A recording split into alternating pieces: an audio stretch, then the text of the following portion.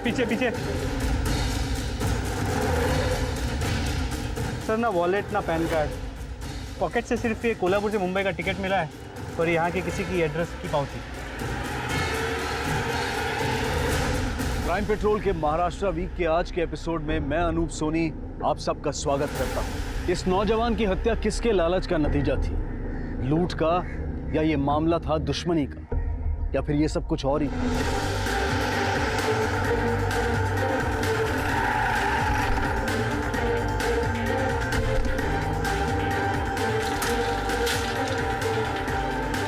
Sir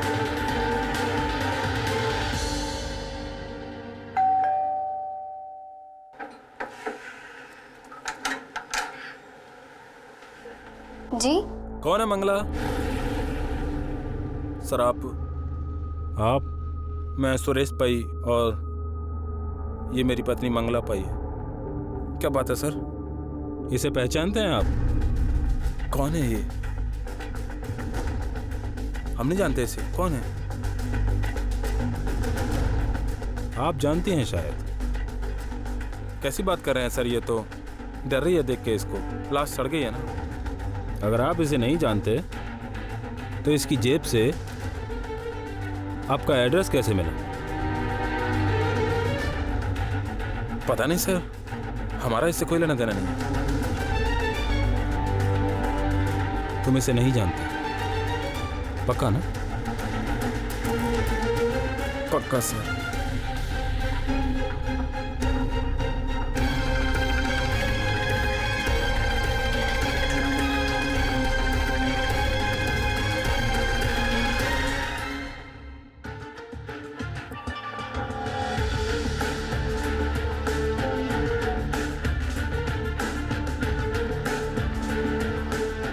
मोरे देखो working है क्या, और अगर है तो 10 और 11 मार्च की फुटेज ऑर्गेनाइज करो।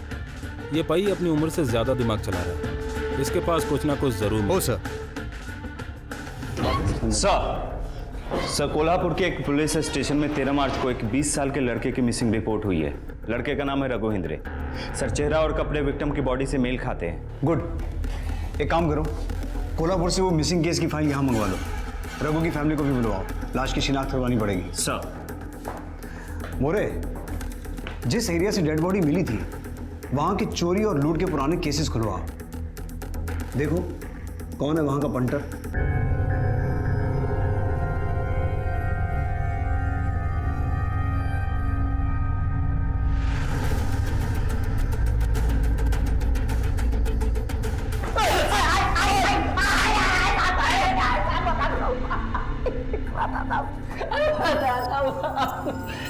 छोटा मोटी चोरी करता हूँ साहब, लेकिन खून नहीं। पहचानता है इसे? पटेल की दुकान से मिला है। तूने बेचा था ना बच्चे का खून करने के बाद? ध्यान से देख इस फोन को और उल्टी कर। छोटे मोटे काम कर रहे हैं, लेकिन काम का पता नहीं। काम ज्यादा है साहब।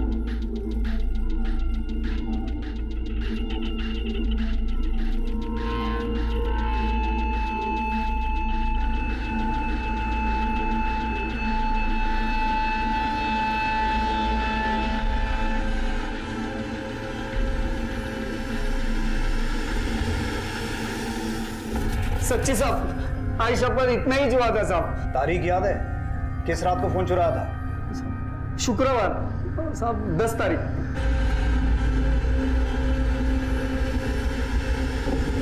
सर अगर ये जग्गा सच कह रहा है और उसने 10 तारीख को ही फ़ोन चुराया था तो ये कातिल नहीं हो सकता, क्योंकि रघु की मौत अगले दिन मतलब 11 तारीख को हुई। फिर भी उसे कस्टडी में रखो, लूट और मारपीट का चार्ज लगा। हो सर। पर एक बात अभी भी समझ में नहीं आ रही है। जैसा कि जग्गा ने बताया, रघु के बैग में ना तो पैसे थे ना ही कोई कीमती सामान, तो फिर कोई रघु को मारेगा क्यों? 20 साल का रघु कोल्हापुर से मुंबई आता है एक नवविवाहित दंपत्ति का एड्रेस लेकर, लेकिन उस दंपत्ति का यह कहना है कि वो उसे जानते तक नहीं। मुंबई पहुंचने की रात जग्गा रघु को लूटता है, लेकिन वो ये कहता है कि रघु का कत्ल उसने नहीं किया और रघु के बदन पर मिले घाव भी उसने नहीं दिए। रघु ने ऐसा क्या किया था कि किसी ने उसे जान से मार दिया? और वो ऐसे किस काम से मुंबई आया था कि जिसकी भनक तक उसके माता पिता को नहीं थी। क्या गुजर रही होगी उन माँ बाप पर जो अपने जवान बेटे की गुमशुदगी से परेशान थे और फिर उन्हें मुंबई पुलिस द्वारा एक लाश की शिनाख्त करने के लिए बुलाया जाए।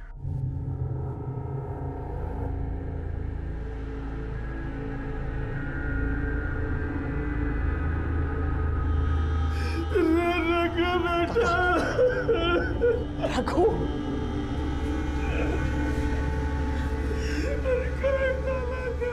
डॉक्टर साहब ये सब कैसे हो गया हमारे रघु के साथ? काका का इकलौता बेटा था ये, कौन से दुश्मनी निकाली है इसके साथ इंस्पेक्टर साहब? यही जानने की कोशिश कर रहे हैं। आप दीपक हिंदे हैं? हो साहब। आपकी थोड़ी मदद लगेगी। हो। तुम्हारे काका ने कोल्हापुर में जो मिसिंग कंप्लेंट लिखवाई थी उसमें ये लिखवाया था कि रघु तुमसे मिलने आ रहा था मुंबई। तुम यहाँ मुंबई में रहते हो? जी सर, कुरला में। मैं एक बीपीओ में काम करता हूँ सर। और कौन कौन है परिवार में? गांव में आई है मेरी सर। ये रघु यहाँ मुंबई आया क्यों? लेकिन उसके सर पे प्यार का भूत सवार था सर। अभी कुछ दिन पहले उसने मुझे फोन भी किया था। खूप वेळ लागले दादा. दादा मी मंगलाशिवाय नाही जगू शकत और ना मंगला मेरे बिना जी सकती. आपला परिवार, आपली जात कुठे आणि ती कुठे? और अब तो उसकी शादी हो गई है बड़ा. देख, भूल जाओ उसे. अरे ऐसे कैसे भूल जाऊं दादा? उसकी शादी हो गई है, मुंबई में रहती है, फिर भी वो मुझसे ही प्यार करती है. मुझे कुछ करना होगा दादा. नहीं रघु, रघु नहीं. रघु, क्या नाम बताया लड़की का? मंगला सर. मंगला पई? जी सर, लेकिन उसकी शादी हो चुकी है अभी. सुरेश पई से? हो साहब. दीपक,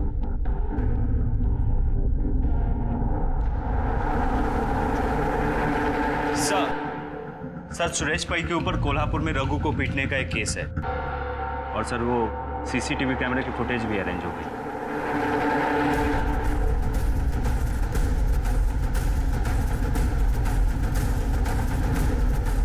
सर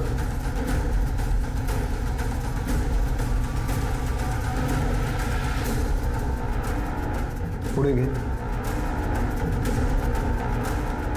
1 मिनिट रुक. मागे घे. हाँ, यहाँ से चला.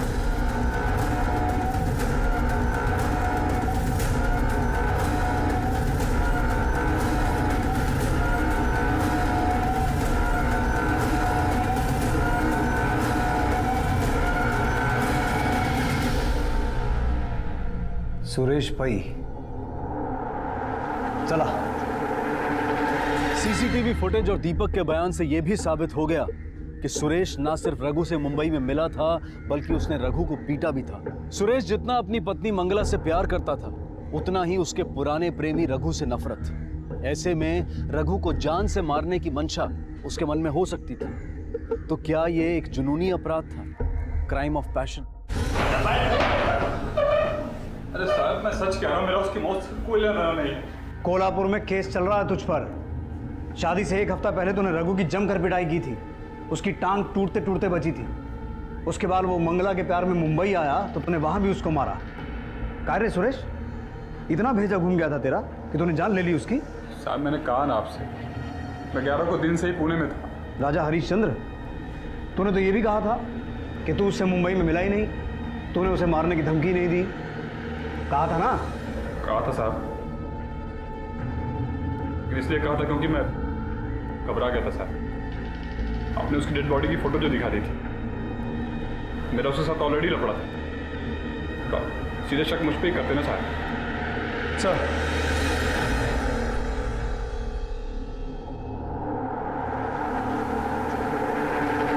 टोल बूथ कैमरा के हिसाब से 11 तारीख सुबह 10:30 बजे पई मुंबई से निकल गया और उसके टोल बूथ के पावती में भी वही टाइम है.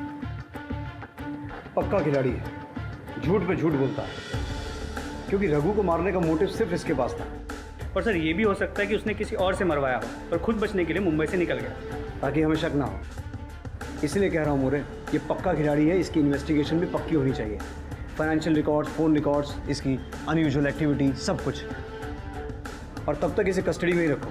और हाँ, इसके अलावा सिर्फ दीपक है, उसकी कुंडली भी निकलवानी होगी.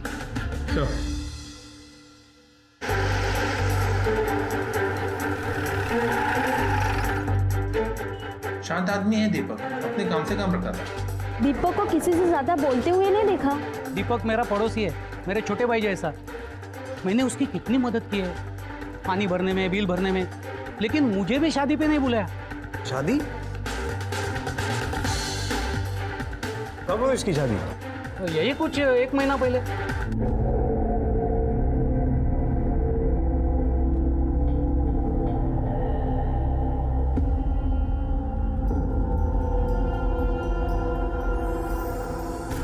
हाँ सर, ये दीपक का घर और ये मेरा घर। इतने करीब रहते हैं हम लोग, सब कुछ मालूम रहता है, लेकिन कब गुपचुप शादी बना ली समझ में नहीं आया। अच्छा, तुम बता रहे थे कि जब वो शादी करके आया उनके साथ कोई और भी था? हाँ सर, एक रिश्तेदार था। रिश्तेदार? हाँ साहब, लेकिन समझ में नहीं आ रहा था कि उन लोगों के बीच में रिश्ता क्या है। कुछ तो गड़बड़ थी।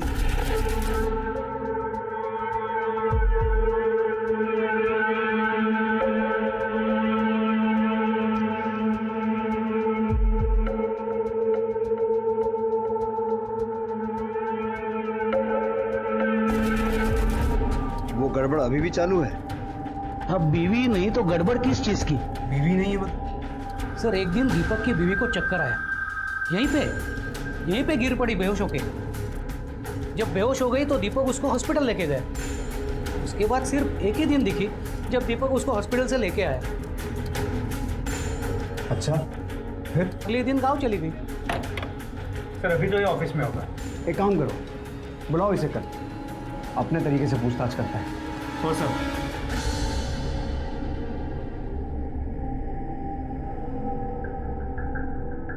सर,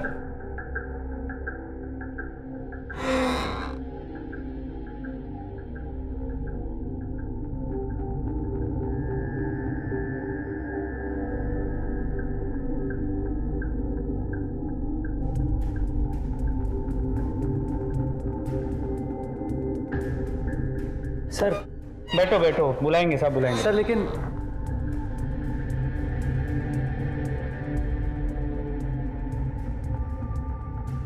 ओ, बोला ना बैठने को, साहब बुलाएंगे बोल के। सर आपने बुला बाहर नाही फिरायला, बसा इथे, बोलवतो तुम्हाला।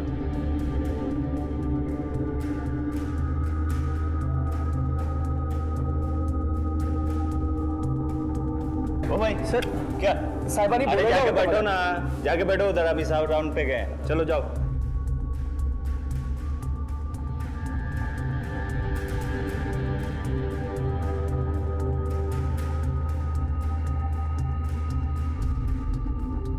फुटो, ये क्या सोने की जगह है क्या?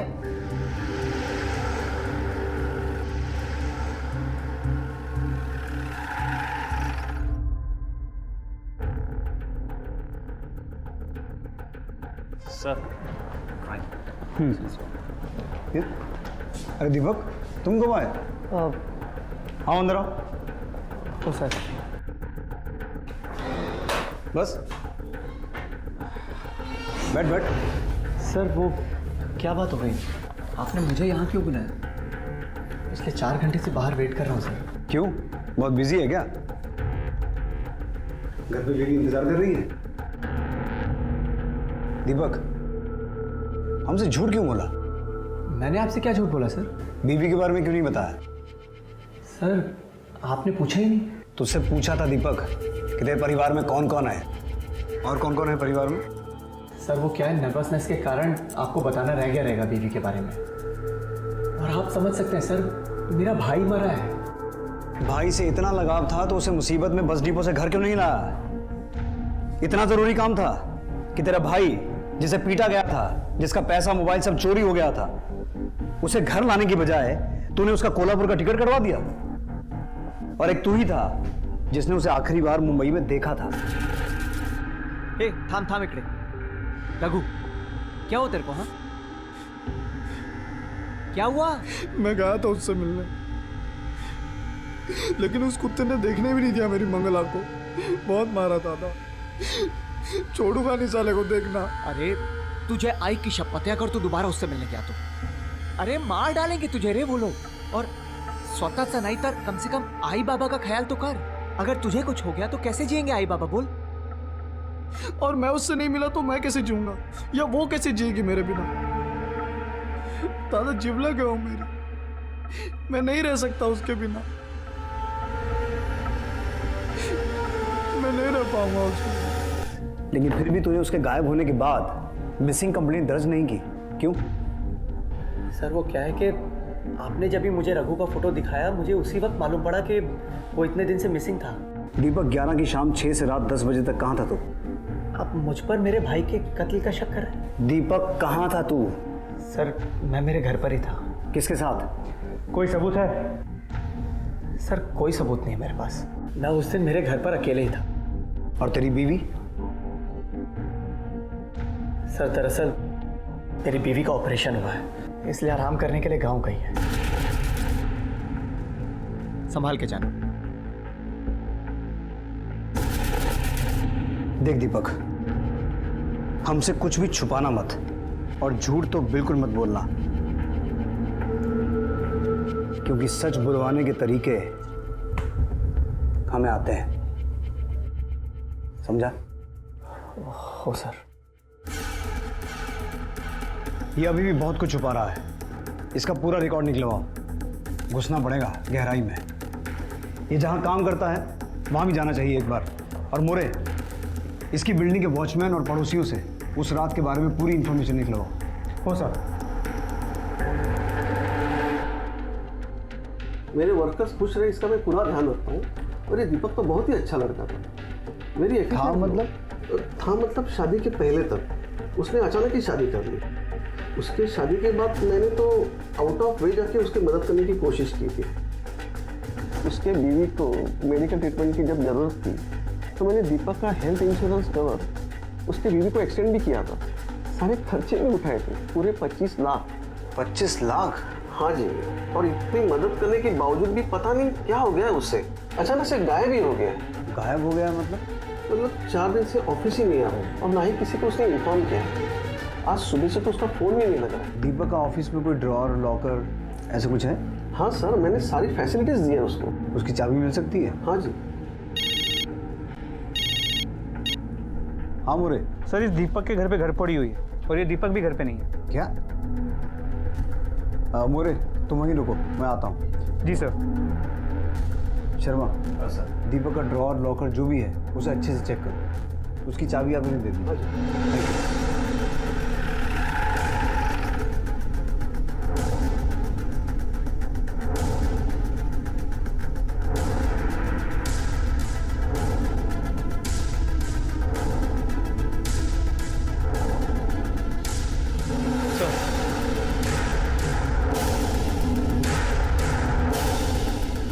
मोरे, ये फोटो कुछ अजीब नहीं है? तो कुछ तो अजीब है इस फोटो।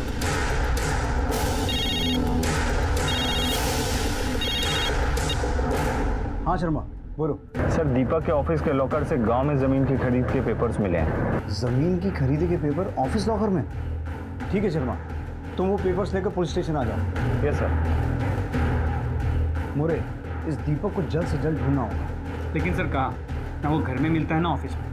मुझे लगता है हमें कोल्हापुर चलना चाहिए, वहां से कोई ना कोई सुराग जरूर मिलेगा।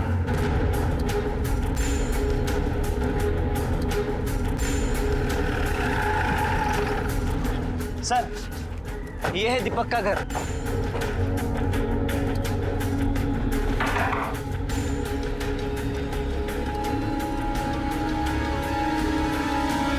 साहेब काय झालं? कुछ नहीं, आपसे 2 मिनट बात करनी थी। बरं आप आइए, बैठिए, मैं पानी लेकर आती हूँ। अरे नहीं नहीं, आप तकलीफ मत कीजिए, आपकी बहू होगी ना अंदर।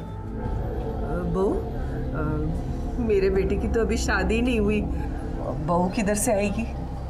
दीपक ने शादी नहीं की? नहीं तर का बरं? नहीं कुछ नहीं काकी। अच्छा आखिरी बार दीपक का फोन कब आया था आपको? 4-5 दिन पहले किया था साहब। ऐसे तो हर 2 दिन में फोन करता था, इस दफा 4-5 दिन से फोन नहीं आया उसका। साहब कुछ गड़बड़ तो नहीं है ना? अरे नहीं नहीं, उसने एक जमीन खरीदी है तो सरकारी कागज पे उसका साइन चाहिए था। जमीन? मुझे तो नहीं बताया उसने। कुछ हुआ है क्या साहब? कुछ हुआ नहीं है, आप बस इतना करना, अगर दीपक आए या उसका फोन आए तो कोल्हापुर पुलिस स्टेशन में मोहिते साहब को बता देना। बरं नमस्कार।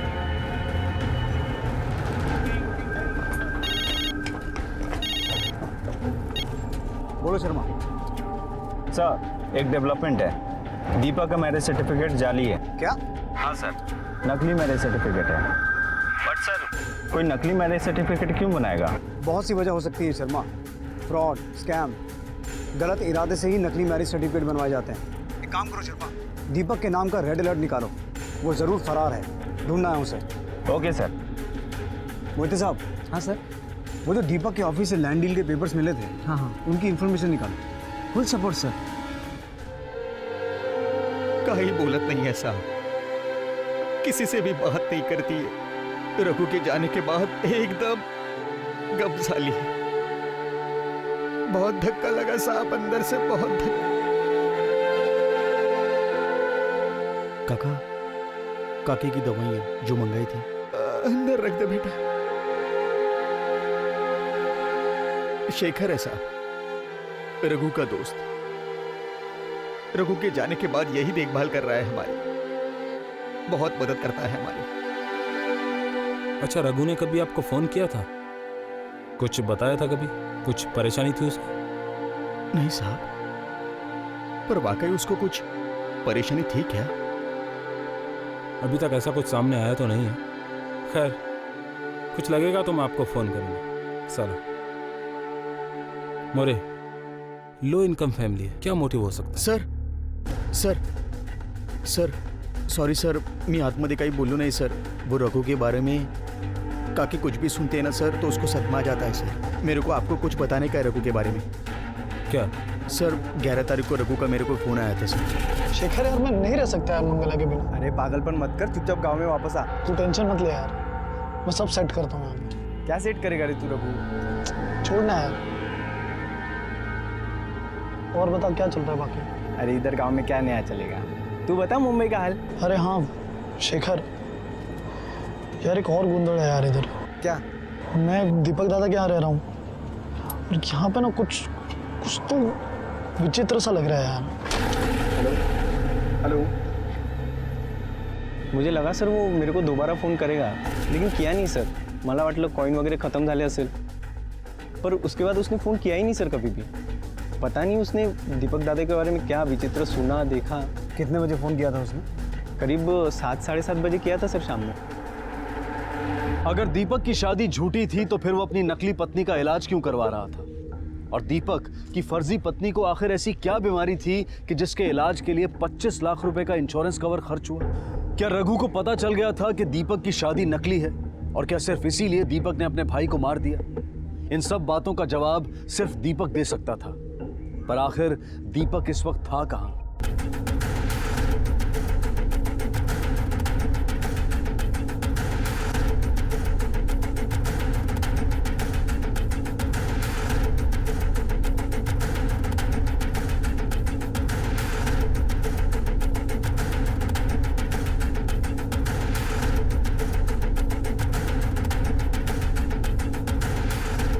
कुछ डिटेल्स मिल सकती हैं?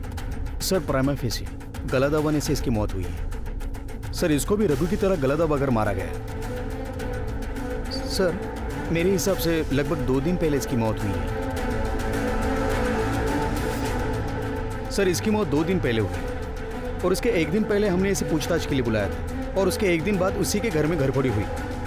सर मतलब ये सब कुछ उसी रात में हुआ है जिस दिन हमने इसे पूछताछ के लिए बुलाया था। और जिस किसी ने भी इसे मारा है, शायद इसे मारने के बाद वो इसके घर गया, वो लैंड डील के पेपर्स ढूंढने जो इसने अपने ऑफिस के लॉकर में छिपा के रखे थे। मोरे, हमें मोहित से पता करना चाहिए कि उस लैंड डील के पेपर्स के बारे में कोई लीड मिली या नहीं। 20 लाख की जमीन सर दीपक ने सिर्फ 10 लाख में खरीदी है। देखिए। क्या? कैसे? कहीं कळत नहीं सर, मगर खेती की जमीन बदली करने के लिए दीपक ने अप्लाई किया था और वहाँ कुछ फैक्ट्री डालने वाला था। एग्रीकल्चर लैंड को नॉन एग्रीकल्चर लैंड में बदली करने वाला था। ये देखिए। इस जमीन का असली मालिक कौन है? रहता कहाँ है? चलो साहिबाना बैठा। 20 लाख की जमीन 10 में बेची तो कुछ तो गड़बड़ सर, ये मनोहर को जानता है, लेकिन इसे ये नहीं पता कि मनोहर अब कहाँ है। मनोहर ने खेती की जमीन क्यों बेची थी, कुछ पता है? साहब बीबी बीमार थी उसकी, सबको पता है। किसान बेचारा क्या करता, जमीन बेचकर मुंबई को लेके गया इलाज के लिए। क्या बीमारी थी उसकी बीवी को? खूब बड़ी बीमारी थी, चक्कर आके गिरती थी भाई। ट्यूमर का काहीतरी। Brain tumour? हाँ, दारू पी के मनोहर यही बोलता था, ब्रेन ट्यूमर। मोहिते, मनोहर के घर की तलाशी लेनी पड़ेगी। चेक करो।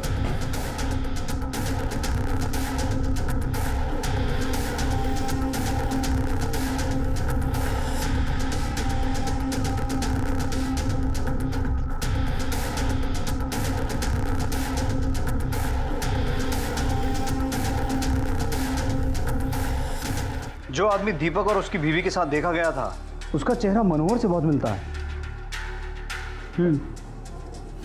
इसका मतलब ये आदमी मनोहर है। और एक बात मोरे, तुम्हें याद है जब हमने ये तस्वीर पहली बार देखी थी, हमें इसमें कुछ अजीब लगा था। ये फोटो कुछ अजीब नहीं है? तो कुछ तो अजीब है इस फोटो में। अजीब ये है कि ये दोनों तस्वीरें एक ही हैं, सिर्फ आदमी का चेहरा बदल दिया गया है। मनोहर की जगह दीपक। हो सर, लेकिन ये सब करके इन्हें मिलेगा क्या? बहुत कुछ मिलेगा मोरे। ये बहुत बड़ा इंश्योरेंस फ्रॉड है। मनोहर की वाइफ को ट्यूमर था, उसके इलाज के लिए मनोहर को काफ़ी पैसे चाहिए थे। अगर मनोहर अपनी 20 लाख की ज़मीन बेचता तो भी उसकी बीमारी के इलाज के लिए कम पड़ते, इसलिए दीपक ने उसे इंश्योरेंस फ्रॉड का ऑफर दिया। वो मनोहर की बीवी के साथ झूठी शादी करेगा और अपनी कंपनी से 25 लाख का मेडिकल इंश्योरेंस उठाएगा। उसके बीवी को मेडिकल ट्रीटमेंट की जब ज़रूरत थी तो मैंने दीपक का हेल्थ इंश्योरेंस कवर उसके बीवी को एक्सटेंड भी किया था। सारे खर्चे भी उठाए थे, पूरे 25 लाख। और बदले में मनोहर अपनी 20 लाख की ज़मीन दीपक को 10 लाख में बेचेगा। 20 लाख की ज़मीन सर दीपक ने सिर्फ 10 लाख में खरीदी है। मोरे, इस मांडवली से मनोहर को अपनी 20 लाख की ज़मीन के मिले 35 लाख और दीपक को 20 लाख की ज़मीन 10 लाख में मिल गई। दोनों का फायदा। बरोबर सर, ऑपरेशन के लिए पैसों के भी बंदोबस्त हो गए और ज़मीन भी अच्छे भाव में बिक गई। लेकिन अगर सबका फायदा हुआ तो ये खून क्यों? मुझे लगता है इस फ्रॉड मेडिकल इंश्योरेंस का रघु को पता चल गया होगा और इसलिए उस बेचारे ने अपनी जान गंवा दी। तो दीपक ने सिर्फ अपना फ्रॉड छुपाने के लिए अपने ही भाई को मार दिया, या फिर मनोहर रघु को दीपक ने नहीं मनोहर ने मारा है, और दीपक को भी मनोहर ने ही मारा है। रेड अलर्ट जारी करो, अभी स्टेट से बाहर नहीं गया होगा।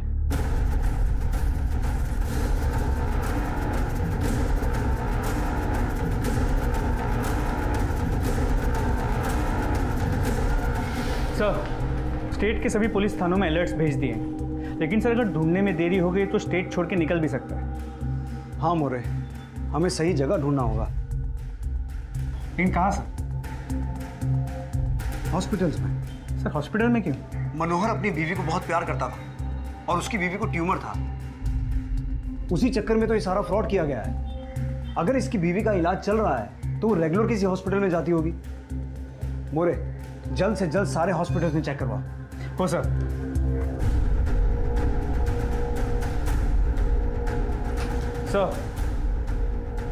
सर, नासिक के एक अस्पताल से खबर आई, मनोहर उसकी बीवी को लेके वहां पहुंचा। उसकी बीवी की कंडीशन बहुत सीरियस है। चलो। Second floor, room number 3। Patient की तबीयत कैसी है? हमने बहुत कोशिश की लेकिन बचा ना सके।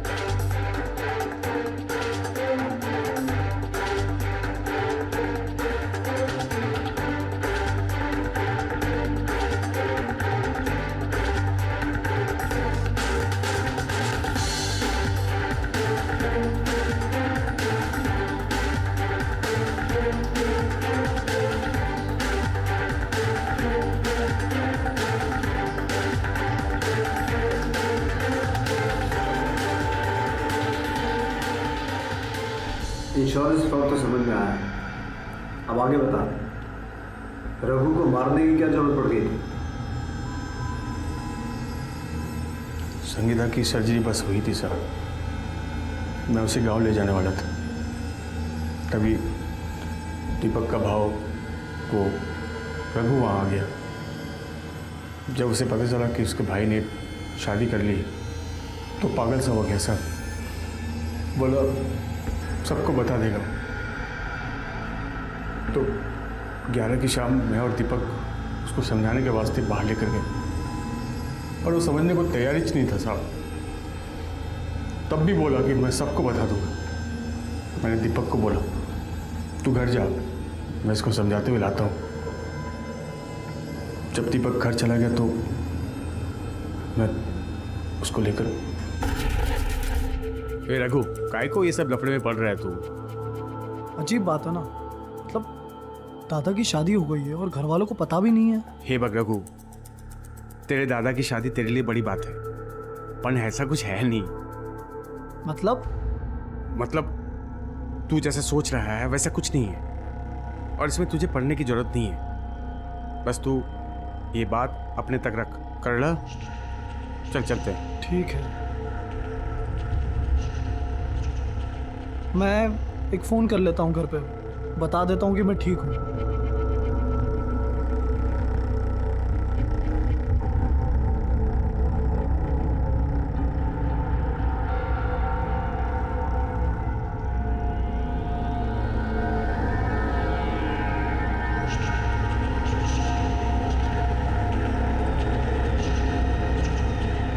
कुछ नहीं यार, एक गड़बड़ है यार। मैं दीपक दादा क्या रह रहा हूँ यहाँ पे ना, कुछ तो।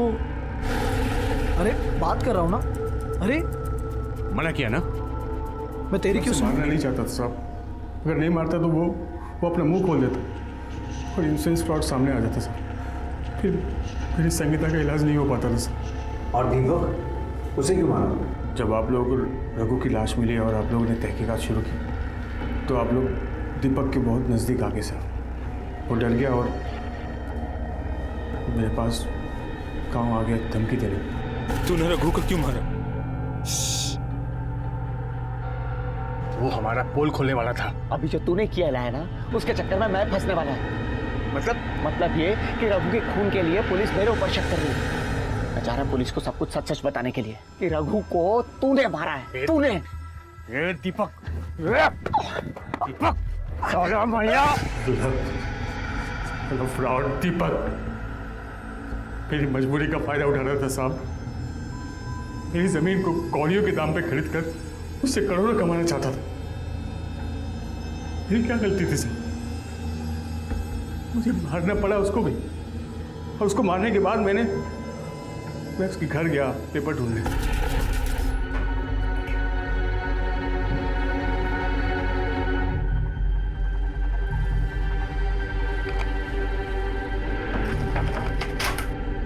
क्योंकि मुझे पता था कि एक बार मेरे हाथ में पेपर लग गया तो किसी को पता नहीं चलेगा कि मैं इसमें शामिल हूँ। लेकिन मुझे पेपर मिला ही नहीं। फिर उसी रात मैं कोल्हापुर वापस चला गया और संगीता को लेकर मैं नासिक आ गया इलाज के लिए। मैंने उसको बचाने के लिए सब कुछ किया साहब, सब कुछ किया, लेकिन वो मुझे छोड़कर चले गई सर। मुझे छोड़कर चले गई सर।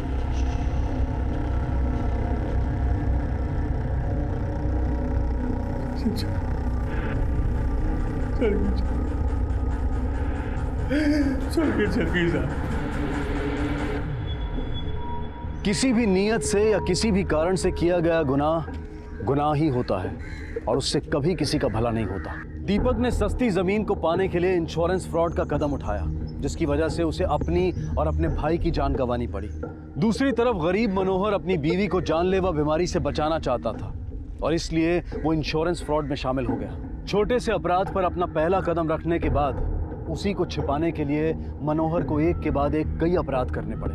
उसने घर में लूटपाट की, 2-2 खून किए और जिस बीवी को बचाने के लिए उसने अपराध किए, अंत में वो उसकी जान भी नहीं बचा पाया। ये बेहद जरूरी है कि हम लालच से दूर रहें और किसी भी छोटे स्तर के अपराध में भी ना तो शामिल हों और ना ही सहायक बने। इसी विचार के साथ अब मैं अनूप सोनी आपसे विदा लेता हूं। फिर मुलाकात होगी अगले एपिसोड में एक और चौंका देने वाले केस के साथ। तब तक अपना और अपने परिवार का ख्याल रखें और देखते रहें क्राइम पेट्रोल डायल 100। सबक एक को सीख हम सबको। जय हिंद।